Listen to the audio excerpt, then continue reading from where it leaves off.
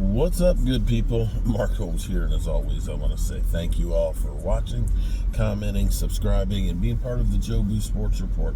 Without you guys, as well as you ladies, you know that this literally does not work. I have been in the car here for 5 hours driving, 300 miles. Everything was smooth sailing except for the last 10 miles. Here it is, Interstate 81 down to one lane. Construction.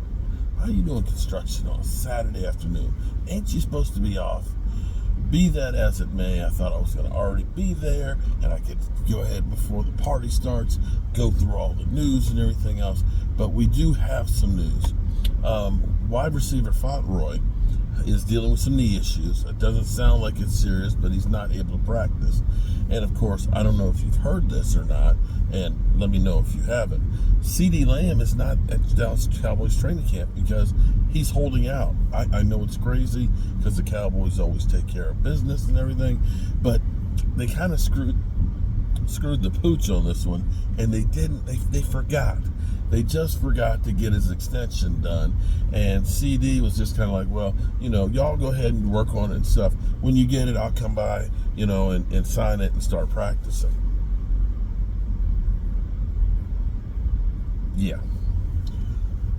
Be that as it may, we heard the Cowboys, of course, have sent yesterday a contract offer.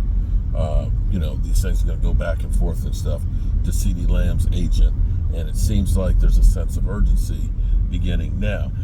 This is where we've heard so much. Calvin Hill, before I left this morning, had basically said the Cowboys can sign everybody and don't believe the BS you're fed. I've pointed out so many times, over and over and over again, as we sit here and listen to, Justin Jefferson, highest paid non-quarterback.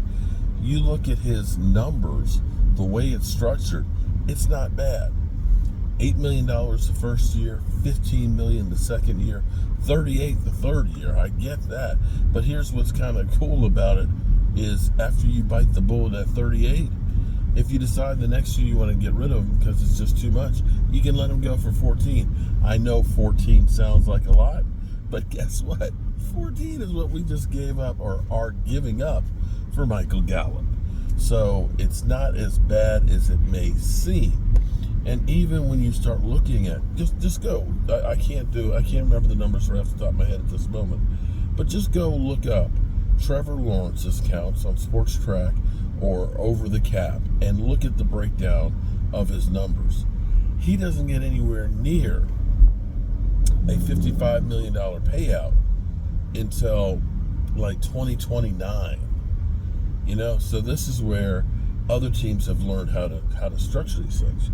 But it seems like there's a sense of urgency all of a sudden to start getting these guys signed. With Fauntleroy injured, the Cowboys have brought in some more UFL talent.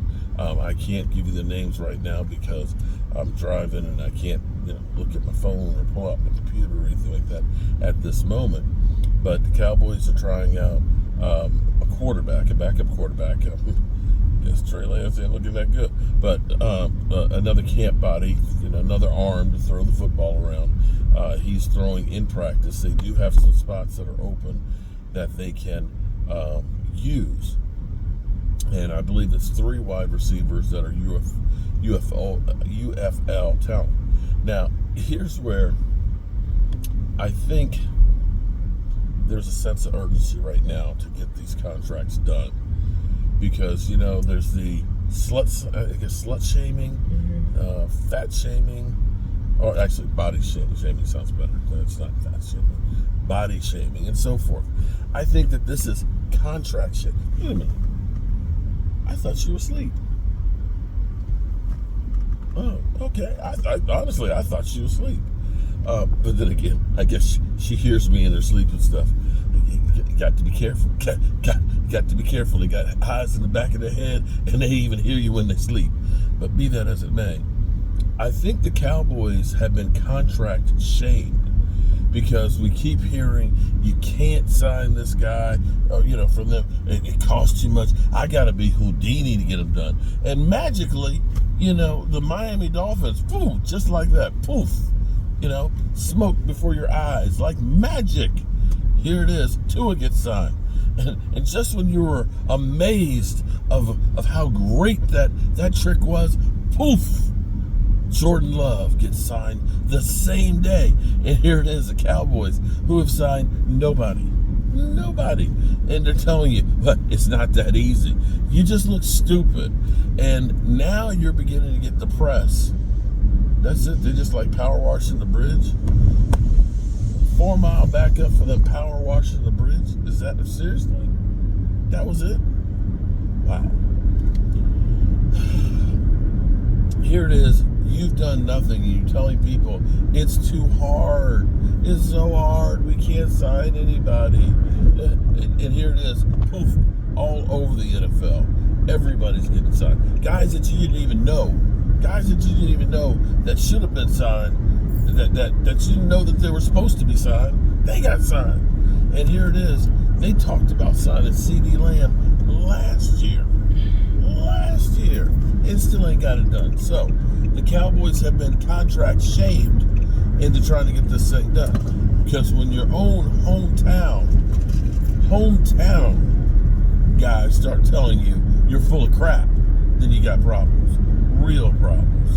And at this point, there is no reason, there's no justification that you can have at all for not getting these things done. Yes. You got anything to add, baby? You look marvelous. It's better to look good than to feel good.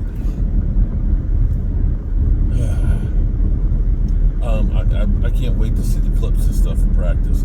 I saw Diggs out there shadowboxing with Micah Parsons, and Micah Parsons said that he's 10 pounds less than he was last year, because last year he put on more weight figuring he needed that extra weight to battle with.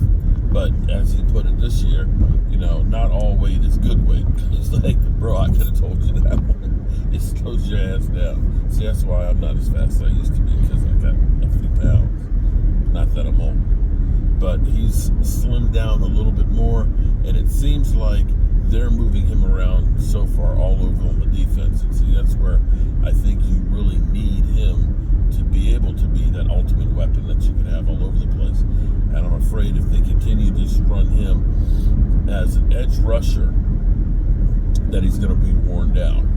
You want to have mismatches for him against some easy pickings and stuff. So, we've got some good stuff that's going on. And I'll have to rely on you guys to get me up to speed, because I got 5 hours of driving to do tomorrow before we have our live stream. Yeah. Before we have our live stream.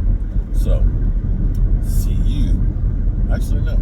It's 2 more hours tonight and only 3 hours tomorrow. I'll get it straight. Peace.